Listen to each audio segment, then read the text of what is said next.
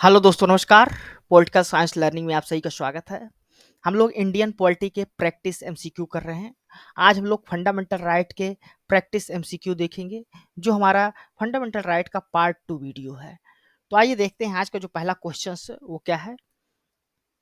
First question है, Which of the following is not included in Article 19 of the Constitution of India pertaining to the right to freedom?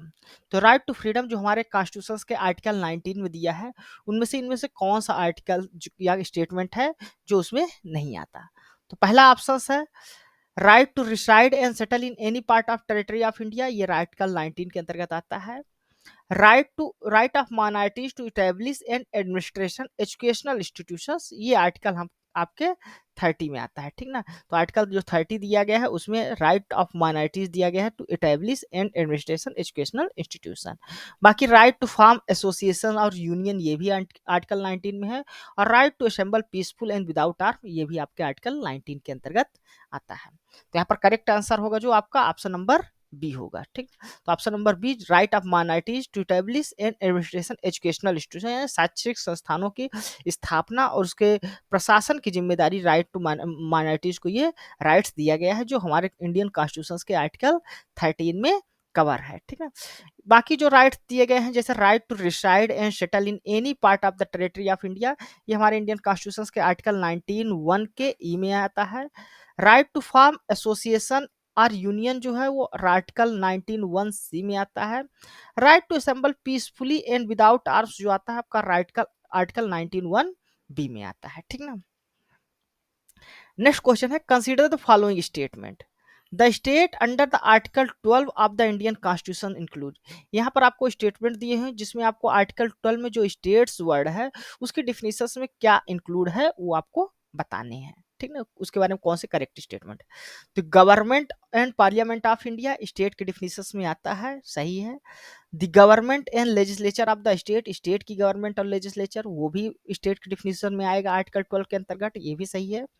Local authorities and other authorities with in the territories of India and under the control of government of India, ये सभी state के definition में आएंगे। तो यहाँ पर आपको जो तीनों स्टेटमेंट है वो जो है तो स्टेट के डिफिनेशन में आएंगे, यानी कि आपका first number A number option यहाँ पर करेक्ट होगा, ठीक ना। तो देख लेते हैं जो स्टेट टर्म है वो जो है तो हमारे फंडामेंटल राइट्स के लिए डिफाइन किया गया है आर्टिकल 12 में। तो ठीक ना, आर्टिकल 12 में जो स्टेट है वो पार्ट 3 में सभी जगह हर आर्टिकल में अप्लाई होगा। और इस स्टेट के डिफिनेशन में क्या क्या आएगा, पहला गवर्नमेंट आएगा, पार्लियामेंट ऑफ इंडिया आएगा जिसमें आपका एग्जीक्यूटिव और लेजिस्लेटिव ऑर्गन है यूनियन गवर्नमेंट के, साथ साथ स्टेट गवर्नमेंट और लेजिस्लेचर जो है वो भी आएगा जिसमें स्टेट की एग्जीक्यूटिव लेजिस्लेचर जो है वो सब आते हैं, ठीक है। इसके अलावा ऑल लोकल अथॉरिटी, चाहे म्यूनिसपैलिटीज हो, पंचायत हो, डिस्ट्रिक्ट बोर्ड्स हो, इम्प्रूवमेंट ट्रस्ट हो, ये सब भी स्टेट के डिफिनेशन के अंतर्गत आते हैं। इसके अलावा अगर अदर जो अथॉरिटीज है, चाहे वो स्टेचुरी हो या नॉन स्टेचुरी टाइप की हो, वो भी स्टेट्स की डिफिनेशंस में आएंगी, जैसे एलआईसी हो गया, ओएनजीसी हो गया, सेल हो गया, ये सब। तो ये सभी जो है तो स्टेट्स की डिफिनेशंस में आते हैं जो आर्टिकल 12 दिया गया है उसके अंतर्गत। नेक्स्ट क्वेश्चन है, Which one of the following right was described by Dr. Ambedkar as the heart and soul of the Constitution? इनमें से कौन सा आर्टिकल है जिसको डॉक्टर भीमराव अम्बेडकर के द्वारा हार्ट एंड सोल कहा गया है, संविधान की आत्मा कहा गया है? तो वो है आर्टिकल 32, यानी राइट टू कॉन्स्टिट्यूशनल रेमेडी, यार सी नंबर जो आपका ऑप्शन है यहाँ पर वो करेक्ट होगा। तो राइट टू कॉन्स्टिट्यूशनल रेमेडीज जो है वो हमारे इंडियन कॉन्स्टिट्यूशन के आर्टिकल 32 में इंश्राइंड है, ठीक ना। तो यहाँ पर आपका जो करेक्ट आंसर होगा, जिसको भीमराव अम्बेडकर ने भारत के संविधान की आत्मा कहा है, हृदय और आत्मा कहा है, वो है आर्टिकल 32, ठीक। नेक्स्ट क्वेश्चन है, Which one of the following freedom is not guaranteed by Constitution of India? तो यहाँ पर कुछ फ्रीडम्स दिए गए हैं, इनमें से बताना है ऐसी कौन सी फ्रीडम है जिसको कॉन्स्टिट्यूशन ऑफ इंडिया के द्वारा गारंटी नहीं दी गई है। तो यहाँ पर ए नंबर जो आपका ऑप्शन है, freedom to own, acquire and dispose of property, ये नहीं दी है। बाकी सभी freedoms, move freely throughout the country, ये भी है। असेंबल पीसफुल विदाउट आर्म्स, ये भी है। और प्रैक्टिस एनी ट्रेड और प्रोफेशंस, ये भी राइट टू फ्रीडम के अंतर्गत आता है। तो फर्स्ट नंबर जो आपका ऑप्शन है ए नंबर, वो नहीं है। जब हमारा ओरिजिनल कॉन्स्टिट्यूशन बना था उसमें जो है तो ये राइट दिया गया था आर्टिकल 31 के अंतर्गत इंडियन कॉन्स्टिट्यूशन में, ठीक ना। लेकिन 44th जो कॉन्स्टिट्यूशन अमेंडमेंट एक्ट हुआ 1978 में, उसके द्वारा इस आर्टिकल्स को इस जो अधिकार को, फंडामेंटल राइट्स को, उसको हटा दिया गया और उसको कॉन्स्टिट्यूशनल या लीगल राइट्स बना दिया गया आर्टिकल 300A के अंतर्गत।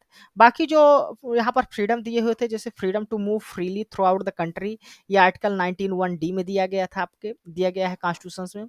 Freedom to assemble peaceful and without arms जो है वो आर्टिकल 19(1)B में दिया गया है कॉन्स्टिट्यूशन के। वहीं freedom to practice any trade and professions जो दिया गया है वो आर्टिकल 19(1)G में दिया गया है। नेक्स्ट क्वेश्चन है असर्शंस रीजंस का है। यहाँ पर आपको बताने हैं असर्शंस रीजन करेक्ट है कि नहीं है, और क्या रीजंस जो है तो करेक्ट एक्सप्लेनेशन है असर्शन का, नहीं ये भी बताना है। तो असर्शंस क्या दिया हुआ है उसको देख लेते हैं। असर्शन में कहा गया है कि one of the fundamental principle of the Indian constitution is rule of law. जो इंडियन कॉन्स्टिट्यूशन उसका fundamental principle rule of law है। क्या ये स्टेटमेंट करेक्ट है? असर्शन सही है, कथन सही है, ठीक ना। रीजंस क्या दिया गया है? The constitution of India has guaranteed to every citizen equality before law and has recognised the judiciary as the unfailing guardian of the right of people. यानी जो कॉन्स्टिट्यूशन ऑफ इंडिया है वो सभी सिटीजन्स को इक्वलिटी बिफोर लॉ की बात करता है, यानी कानून के समझ सभी समान है। तो यानी रूल ऑफ लॉ की जो बात की गई है, फंडामेंटल प्रिंसिपल्स इंडियन कॉन्स्टिट्यूशन के, उसके बारे में सही रीजंस दिया है। साथ साथ जो यहाँ की जुडिशरी है वो गार्जियन कहलाती है, राइट जो पीपल्स के राइट्स हैं उनके, यानी उनको गारंटी देती है कि ये राइट्स आपके लागू होंगे, ठीक ना, इनको इनको वायलेट नहीं किया जाएगा। तो यहाँ पर आपका रीजंस भी सही है, असर्शंस भी सही है, और रीजंस जो है तो वो करेक्ट एक्सप्लेनेशन है असर्शंस का, यानी आपका जो ऑप्शन नंबर फर्स्ट है वो यहाँ पर करेक्ट आंसर होगा, ठीक ना। तो करेक्ट आंसर क्या होगा? ऑप्शन नंबर 1, यानी रीजन असर्शन और रीजन दोनों इंडिविजुअली ट्रू है, और रीजंस जो है तो करेक्ट एक्सप्लेनेशन है असर्शंस का, ठीक ना। नेक्स्ट क्वेश्चन है, यहाँ पर आपको दो लिस्ट दी हुई है। एक लिस्ट में आपको केसेस दिए हुए हैं, केसेस के बारे में दिया हो, और सेकंड जो लिस्ट है उसमें वो किससे रिलेटेड है उसके बारे में दिया है। तो आपको इन दोनों लिस्ट को क्या करना है? मैच कराना है करेक्ट करके, ठीक ना। तो इंदिरा शाहिनी जो केस हुआ था, इसमें जो है तो रिजर्वेशन फॉर बैकवर्ड क्लासेस के लिए यहाँ पर निर्णय दिया गया था, ठीक ना। मिनर्वा मिल्स केस में क्या जजमेंट आया था? वो रिव्यूअल जुडिशियल रिव्यू का जो है तो उसको जो है तो कॉन्सेप्ट से रिलेटेड है। गोपालन केस जो हुआ था वो प्रोसीजर इस्टेब्लिश बाय लॉ के लिए है, और शंकरी प्रसाद जो केस हुआ था वो power of parliament to amend the part 3 of the constitution है उसको अपहेल्ड किया गया था, ठीक ना। तो यहाँ पर आपका जो करेक्ट आंसर होगा वो ए का 3 होगा, बी का 4 होगा, ठीक ना। ए का 3, बी का 4, सी का 2 और डी का 1, यानी थर्ड नंबर जो सी नंबर ऑप्शन है वो आपका करेक्ट होगा, ठीक ना। इंदिरा साहनी जो केस है ये रिलेटेड है रिजर्वेशन फॉर बैकवर्ड क्लास से, ठीक, याद कर लीजिएगा। मिनर्वा मिल्स केस जो है ये रिवाइवल ऑफ जुडिशियल रिव्यू से संबंधित है, ये भी बेसिक स्ट्रक्चर डॉक्ट्रिन पर अपना इम्फेसिस करता है ना। गोपालन जो केस है वो प्रोसीजर स्टैब्लिश बाय लॉ से एसोसिएटेड है, ठीक ना, जिसमें पर्सनल लिबर्टी और प्रिवेंटिव डिटेंशन की बात की जाती है। और शंकरी प्रसाद जो केस है वो अपहेल्ड करता है power of parliament to amend the part 3 of the constitution को, यानी पावर पार्लियामेंट के पास ये पावर है कि वो पार्ट 3 जो हमारे इंडियन कॉन्स्टिट्यूशन का है फंडामेंटल राइट, उसमें अमेंडमेंट कर सकता है, ये शंकरी प्रसाद केस में कहा गया है। नेक्स्ट क्वेश्चन है, which one of the following is the correct statement? Right to privacy as the fundamental right is implicit. यहाँ पर करेक्ट स्टेटमेंट बताना है कि जो राइट टू प्राइवेसी है वो किस फ्रीडम के अंतर्गत आती है। तो ये है ऑप्शन नंबर बी, जो आपका राइट टू पर्सनल लिबर्टी के अंतर्गत आपका राइट टू प्राइवेसी आता है, ठीक ना। तो देख लेते हैं इसका एक्सप्लेनेशन। तो राइट टू जो प्राइवेसी है ये फंडामेंटल राइट के अंतर्गत आता है। इसको जो है तो बताया गया था सुप्रीम कोर्ट के लैंडमार्क केस जस्टिस के S Puttaswamy versus union of India case में। इसमें बताया गया कि राइट टू प्राइवेसी जो है वो इंट्रिंजिक है right to life and personal liberty, जो गारंटी की गई है आर्टिकल 21 के द्वारा, जिसमें कहा गया है कि no person shall be deprived of his life and personal liberty except according the procedure establish by law, यानी इस प्रकार जो राइट टू प्राइवेसी है वो हमारे कॉन्स्टिट्यूशन के आर्टिकल 21 है, जिसमें जो है तो गारंटी दी गई है right to personal liberty, life and personal liberty की। नेक्स्ट क्वेश्चन है असर्शंस रीजंस का क्वेश्चन है, आपको बताने हैं असर्शंस रीजन करेक्ट है कि नहीं, और क्या रीजंस करेक्ट एक्सप्लेनेशन है कि नहीं। तो असर्शंस देख लेते हैं। An accused person can not compel to give his thumb impressions. अगर कोई पर्सन एक्यूज है तो उसको अपना थंब इम्प्रेशन देने के लिए कंपेल नहीं किया जा सकता, बाध्य नहीं किया जा सकता। तो ये स्टेटमेंट आपका यहाँ पर इनकरेक्ट है, उसको बाध्य किया जा सकता है, ठीक ना। An accused person can not compel to the witness against himself. एक एक्यूज पर्सन है जिसको जो तो बाध्य किया जा सकता है, उस बाध्य नहीं किया जा सकता उसको अपने खिलाफ गवाही देने के लिए। तो ये स्टेटमेंट सही है, किसी जो एक्यूज पर्सन है उसको अपने ही खिलाफ गवाही देने के लिए बाध्य नहीं किया जा सकता। यानी यहाँ पर रीजंस जो है तो करेक्ट दिया हुआ, लेकिन असर्शन जो है तो इनकरेक्ट दिया हुआ। यानी आपका जो करेक्ट आंसर होगा वो डी नंबर ऑप्शन होगा, ठीक ना। तो कोई भी एक्यूज पर्सन है उसको जो है तो कंपेल किया जा सकता है अपने थंब देने के लिए, थंब इंप्रेशन देने के लिए कंपेल किया जा सकता है, बाध्य किया जा सकता है। साथ ही साथ अदर जो फिजिकल एविडेंस होते हैं जैसे हैंड राइटिंग का सैंपल हो गया, ब्लड सैंपल हो गया, इसको भी देने के लिए उसे बाध्य किया जा सकता है। ये वायलेट नहीं माना जाता। सेल्फ इंक्रिमिनेशन का जो कॉन्सेप्ट है हमारे इंडियन कॉन्स्टिट्यूशन के आर्टिकल 23 में। वहीं पर जो कोई भी अक्यूज है उसको अपने ही खिलाफ गवाही देने के लिए बाध्य नहीं किया जा सकता, उसको वायलेशन माना जाता है सेल्फ इंक्रिमिनेशन का। यानी सेल्फ इंक्रिमिनेशन से उसको प्रोटेक्शन दिया गया है, ठीक ना। तो इसलिए अपने ही खिलाफ गवाही देने के लिए बाध्य नहीं किया जा सकता। तो हमारे इंडियन कॉन्स्टिट्यूशन के आर्टिकल 23 में यह कहा गया है। नेक्स्ट क्वेश्चन है, right to education is a fundamental right emanating from the right to.